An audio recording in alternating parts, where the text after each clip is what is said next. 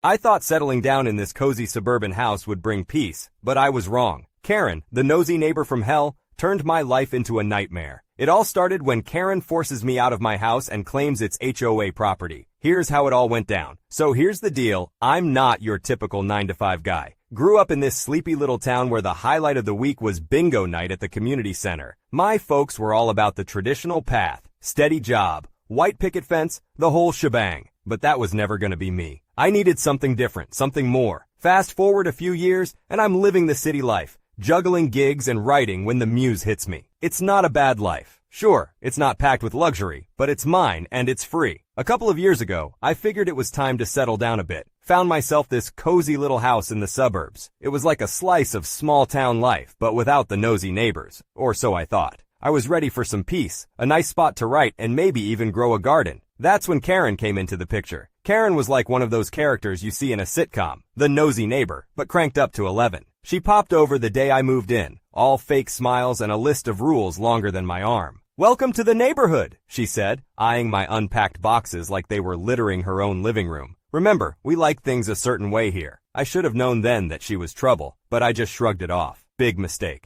Karen's nagging started off as background noise. A complaint here about how I parked my car, a snide remark there about my somewhat unconventional lawn decorations. But then, it got weird. She came over one day, all puffed up with self-importance, waving some kind of map and claiming that a chunk of my backyard was actually HOA property. I laughed it off. I mean, who does that? But Karen wasn't joking. "You need to clear out," she insisted, pointing at my newly planted garden. "We have plans for a communal area." I told her where she could stick her plans. I thought that was the end of it. Nope, this whole circus was something out of a movie. I woke up one morning to the sound of chainsaws and found Karen supervising a bunch of guys tearing up my garden. I couldn't believe it. "Are you insane?" I shouted over the noise. She just smirked. "It's for the community."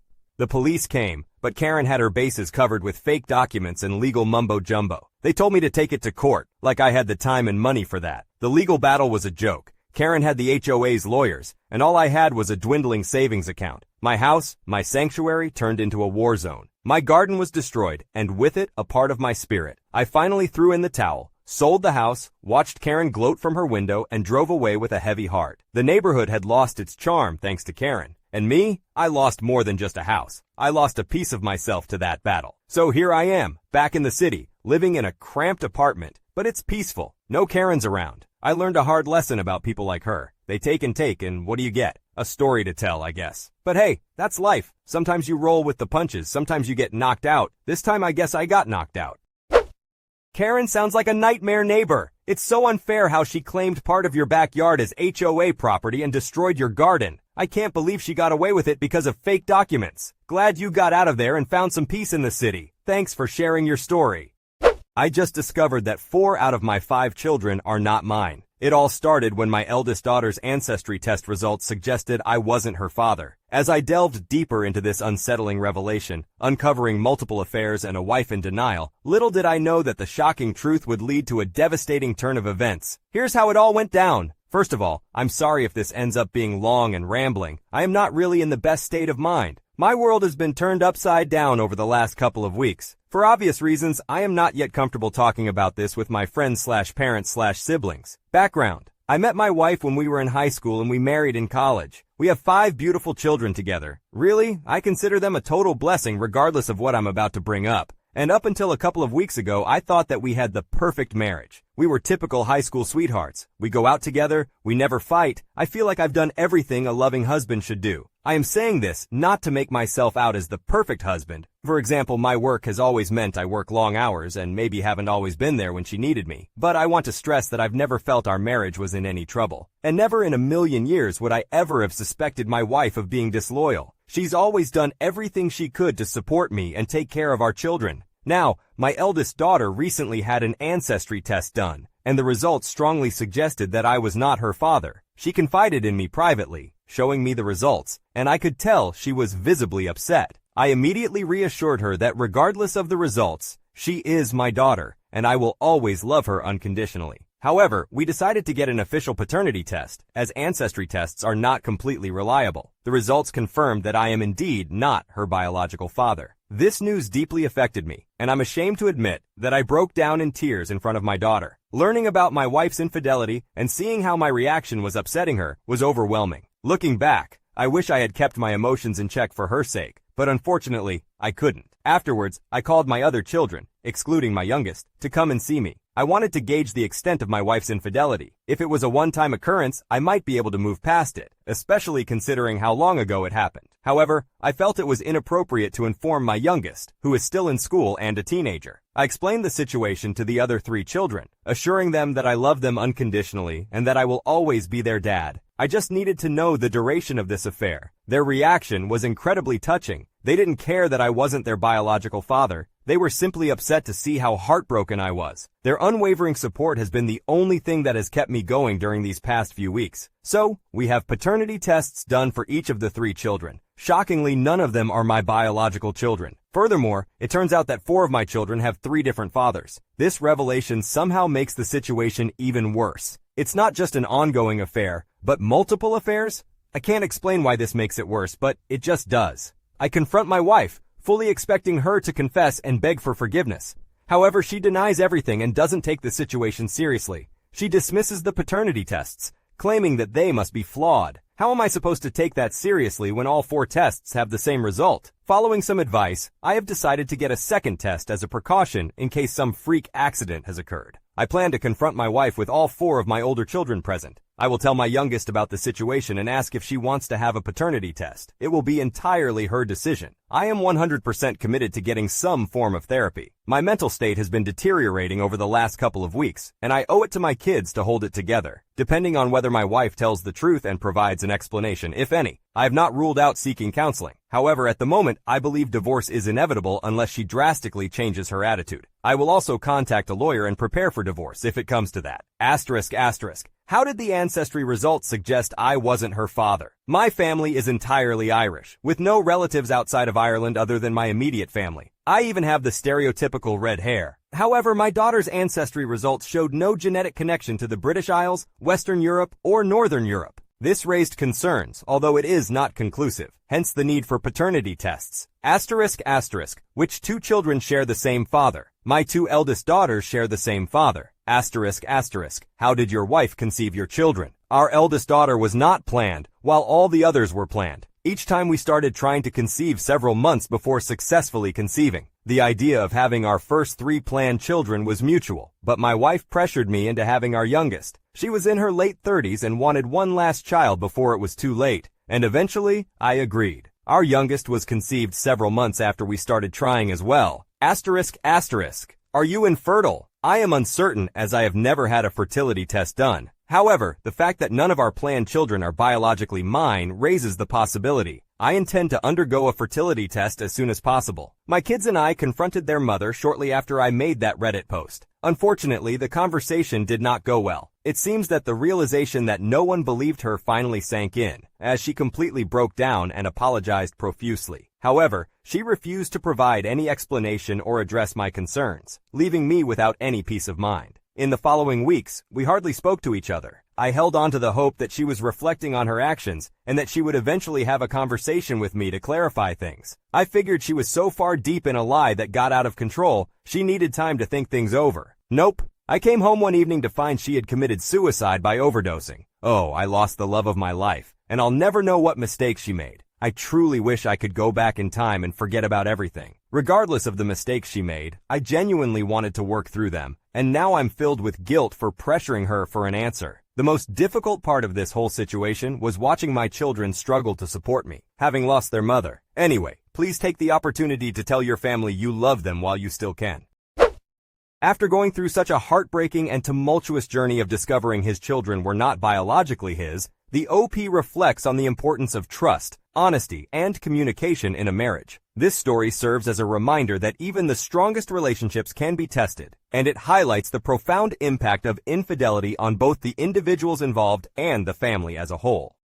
When my daughter Sarah got pregnant, we agreed to adopt her daughter Ellie. Ellie grew up thinking that Sarah is her sister. Little did I know that someday I will have to tell her that Sarah is actually her true mother. Here, how's it all went down? So my wife Rose, 53 female, and I, 53 male, had our older daughter Sarah, 31 female. When we were 22, we were young and financially struggling, but we managed and raised Sarah the best we could. She got pregnant at 15, which was a very difficult time for her. She had to seek therapy, but she never disclosed any information about the father, which always upset her, so we never pushed the issue. Originally, she wanted to terminate the pregnancy, but she kept canceling the appointments. Eventually, she expressed her desire to give the baby up for adoption. However, after 5 months into the pregnancy, the couple who was considering adoption backed out. At that time, Rose and I were both 38 and had been discussing having another child. So we ended up adopting our daughter Ellie when Sarah gave birth at 16. 2 years after Ellie, Rose and I had our son Logan, 13, biologically. Throughout Ellie's upbringing, we always planned to tell her that she was adopted, but we knew that revealing that truth would also mean telling her that Sarah is her biological mother. Sarah and Ellie never developed a close relationship, not even as sisters. Sarah moved out after giving birth and lived with Rose's sister. While Sarah has always shown sisterly love to her son Logan, she has never shown the same affection towards Ellie. There have always been conflicting feelings with Sarah. I have seen posts on Sarah's Instagram where she shared a picture of what was supposed to be the 5 of us, but Ellie was intentionally cut out. When I confronted her about this, she claimed it was too painful. However, a couple of years ago, Sarah showed up drunk and begged to see her daughter. We talked to her and allowed her to stay, but we did not let her near Ellie due to her intoxicated state. Later, we found out from her husband that she had experienced multiple miscarriages and was advised to consider a surrogate. 4 years ago, Sarah decided to pursue surrogacy and gave birth to twins named Jack and Jill, a boy and a girl, who are biologically hers. Ellie has loved being an aunt to the twins, and Sarah has encouraged their relationship. Sarah has even invited Ellie to spend time with her and Logan as a family. We have suggested to Sarah that, considering the bond between Ellie and the twins, it might be time to tell Ellie the truth about their biological relationship. However, Sarah keeps insisting that she is not ready. Recently, Ellie approached us and revealed that she is pregnant. This time, the situation is completely different. We have met the father, who is a childhood friend of Ellie's, and they have made the decision to lose their virginities to each other. We had already had the talk with Ellie about such matters, just as we did with Sarah. We approached the situation calmly and have since met with the father and his parents. Ellie is determined to keep the baby and is currently 3 months along. We have not yet informed Sarah about this, as we are unsure how to approach the situation and how she will react. My wife and I are considering telling Ellie the truth, but we believe it is important for Sarah to be present when we do so. First, I want to address the main issue. I need advice on what to do after finding out that my daughter Ellie, who is 15 years old, is pregnant. What complicates the situation is that we had the exact same situation with her older sister Sarah, who is actually Ellie's biological mother and now 31 years old. After much consideration, I have decided to focus on helping Ellie, who is currently 4 months pregnant. We haven't informed her about the adoption yet, as we don't want to stress her out. In hindsight, we should have told her a long time ago, regardless of Sarah's emotions on the matter. Since we don't even know the details about Ellie's father, it would have been Sarah's responsibility to discuss that with her. However, as Ellie's parents, we should have told her the truth when she was younger. A week after I made the post, Ellie told our family about the pregnancy. She has since informed my parents, her boyfriend's grandparents, and of course Sarah. Sarah didn't react well initially, but she assured Ellie of her support. Sarah reached out to us afterwards, expressing her distress, but also her readiness to talk to Ellie about the adoption. She wanted to have that conversation with Ellie alone. We all sat down together and had the discussion. Ellie was understandably upset at first, but eventually calmed down. She had questions about her father, and Sarah had that conversation with her. At the time, I didn't know the details of their discussion, and it was none of our business. Ellie later told us that she knows who her father is but doesn't want to reach out to him. With that, we moved on from the topic. The other day, my sister-in-law Renee, 31F, who is married to my brother Ethan, 32, called me angrily and questioned what kind of ideas Sarah was putting in Ellie's head. She brought up Ellie's adoption and explained what had happened. According to Renee, Ellie had messaged Ethan and expressed a desire to talk to him about the adoption. This confused me because Ethan and I don't communicate much. We were never really close due to our 21-year age gap. He was born late in my mother's life, and while he got along well with my children and our sister's children, Ellie only saw him during holidays. Therefore, it doesn't make sense for her to confide in him about the details of her life. Renee explained to me that Ellie claimed that Ethan was her father because that is what Sarah had told her, and told him that he was going to be a grandpa.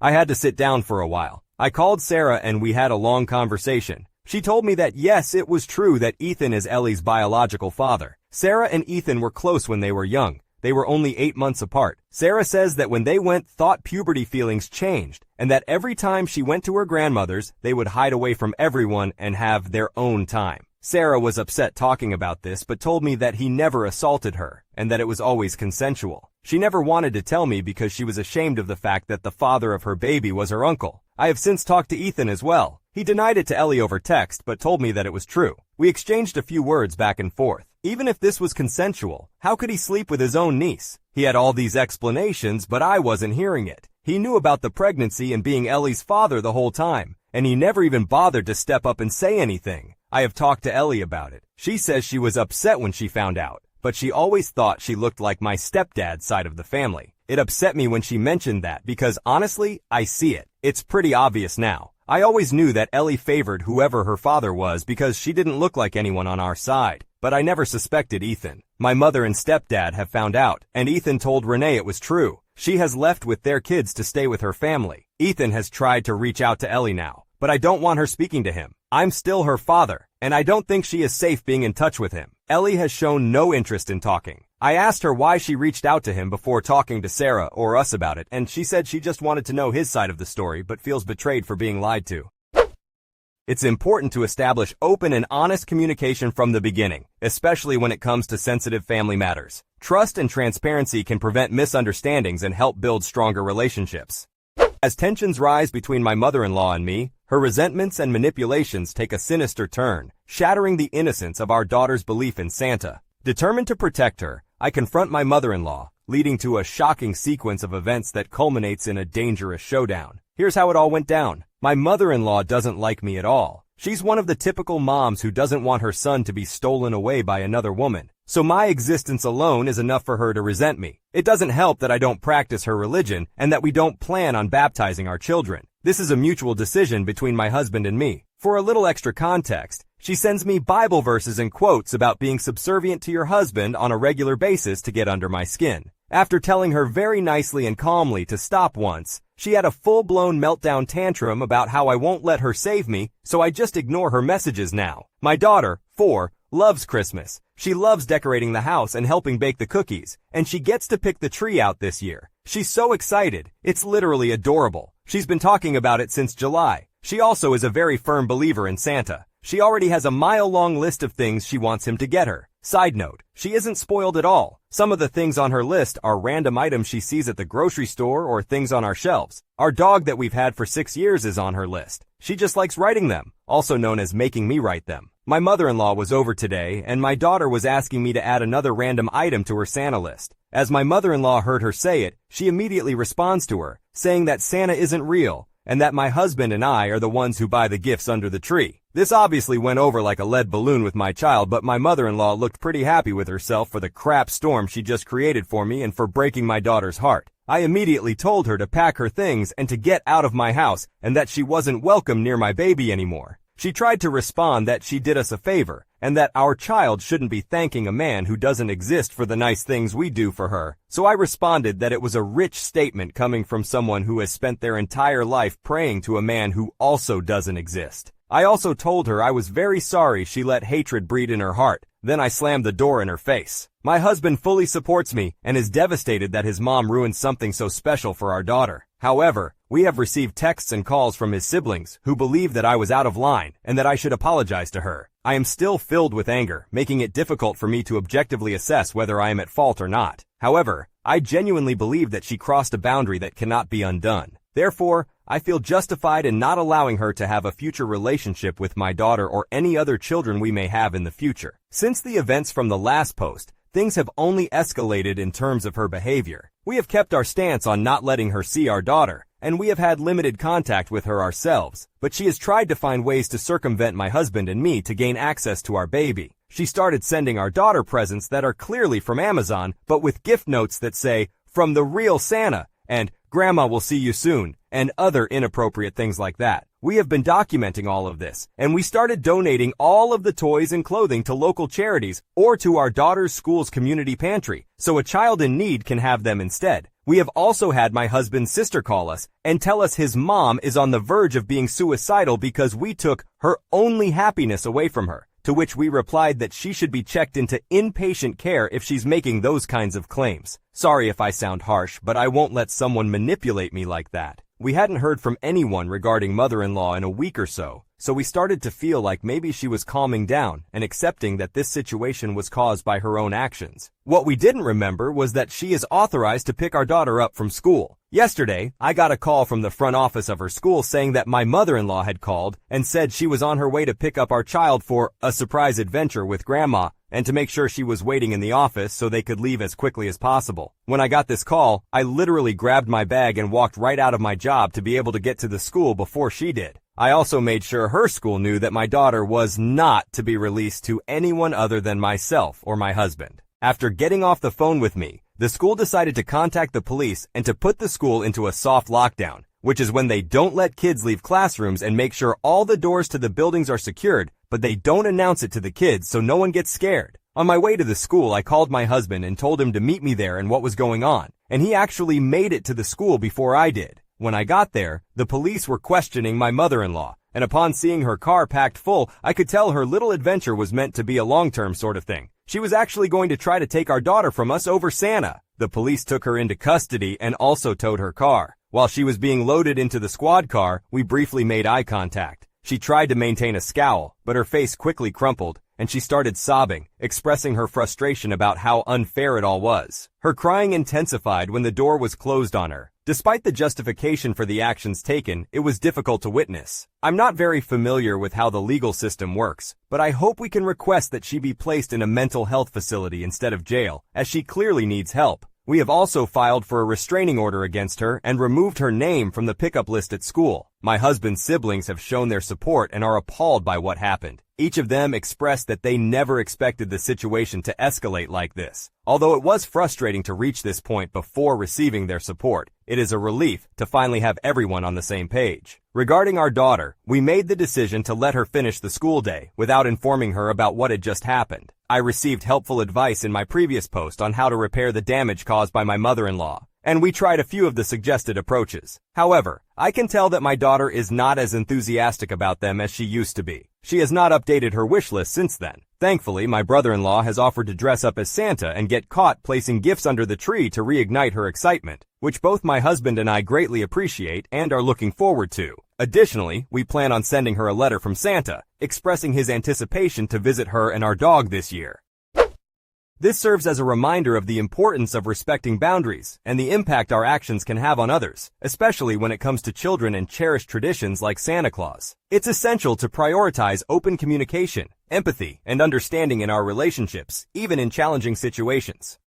In a family emergency meetup, I discovered my brother's shocking and extreme views that left me appalled and in tears. As a liberal in a conservative family, the clash escalated into a heated argument, pushing me to make a difficult decision about attending his wedding. Here's how it all went down. I need some insight regarding a conundrum I've had with my 21 female brother, 28 male, when we recently had to meet up for a family emergency. For context, I am the youngest of 4 siblings and have always been known as the more free spirit and very vocal about my opinions. I am a liberal, and in my conservative white Midwestern family, I am considered an extremist, probably because I believe minorities should have more rights. However, I never bring up politics with others, especially family. I believe that what I don't know about their views won't hurt me, right? Well, over the weekend, I spent time with my 3 siblings. My brother, whom we'll call Dave, is the second oldest and lives across the country, so I rarely see him. Compared to my other 2 siblings, we were never as close. Sorry for the lengthy backstory, but basically, the story goes like this. We were all going out to get lunch, and Dave started saying the most vulgar slurs a white man could say. I was absolutely appalled because I did not think he thought this way. He then went on an entirely racist, misogynistic rant to the point where even the words I was trying to get out were drowned out by his talk of crime-ridden black cities and women being genetically inferior to men.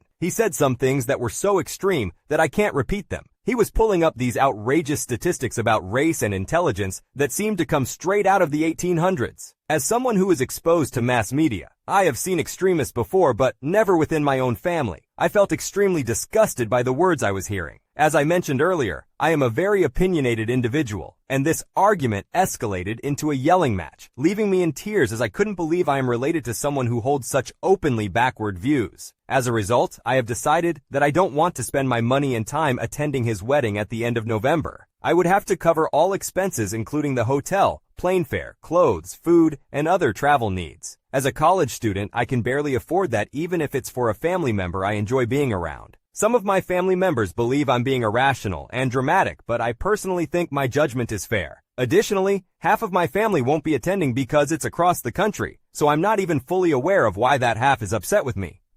I understand that politics shouldn't tear people apart, but being with someone who is openly misogynistic may be where I draw the line.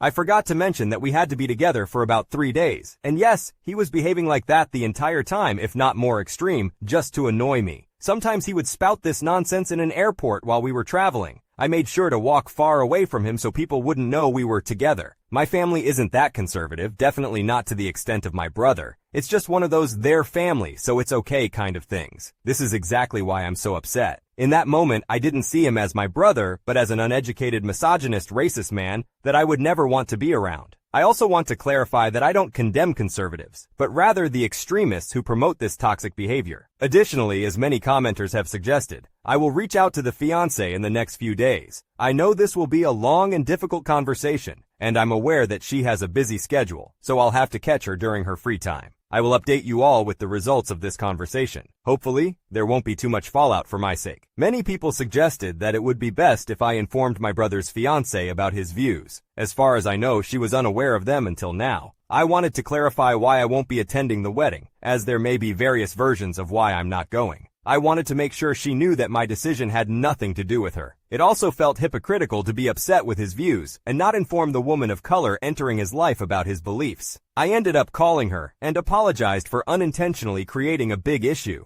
I explained that her wedding should be about her, and it would be in everyone's interest for me not to attend. I then mentioned that while my brother previously didn't believe in these theories and views, he now holds them with great confidence. She acknowledged that he had more right-winged views on social issues, but he never discussed them much with her. I shared some of the offensive things he said, particularly about women being genetically inferior to men, especially women of color. I expressed concern about how this might negatively impact her marriage, considering she is a doctor and my brother barely finished high school. I worried that he might develop an even worse inferiority complex and emotionally harm her. She took a long pause and explained that although she knew he had more right-winged views on social issues, she had no idea about these beliefs because he never brought politics into the conversation. I immediately apologized and said, "I don't know what this means personally for you and your marriage, and I don't want to cause harm. I just wanted you to be aware as one girl to another." I anticipated this conversation could go in various directions, but it ended up being quite mundane. I want to clarify that this fiancé is a very kind person, but from what I've heard, she is naive and comes from a more conservative state, where my brother now resides. She also comes from a strict family and lived with them until she moved in with my brother. I don't mean to imply that there's anything wrong with that. Hey, saving money in this economy. But I don't think my brother is the type to be husband material after just 1 year of dating. With this in mind, she understood why I wouldn't be attending, as she would also feel uncomfortable in that situation. She appreciated that I told her personally. She mentioned that she would talk to my brother to determine if these beliefs are as deep-rooted as he claims. She didn't seem happy, but she also didn't seem angry. I think her background might play a role in her reaction, but I'm confused because she's a doctor. I asked her to keep our conversation confidential, as I don't want to deal with any more drama, as it has been emotionally tolling. However, I have a suspicion that my name came up in her conversation with my brother, because since then, he has sent me several clips of men speaking into microphones about things I couldn't care less about. But on the bright side, I ended up telling my older sister about the phone call, and she actually apologized to me for not speaking up sooner because she has similar morals and ethics. Since she has a family to consider, she's contemplating not attending the wedding for the same reasons as me, cost and a difficult brother. I encouraged her to go solely to meet the fiancé and get a better understanding of her. But my sister thinks that either my brother lied about his views, and since the fiancé is a bit naive, she took his word as gospel, or she simply doesn't care. It's clear that family dynamics can be incredibly challenging, especially when there are significant differences in political beliefs. It's important to prioritize our own well-being and mental health when deciding whether or not to attend events that may cause distress. Ultimately, each individual has to make the best decision for themselves in these complex situations.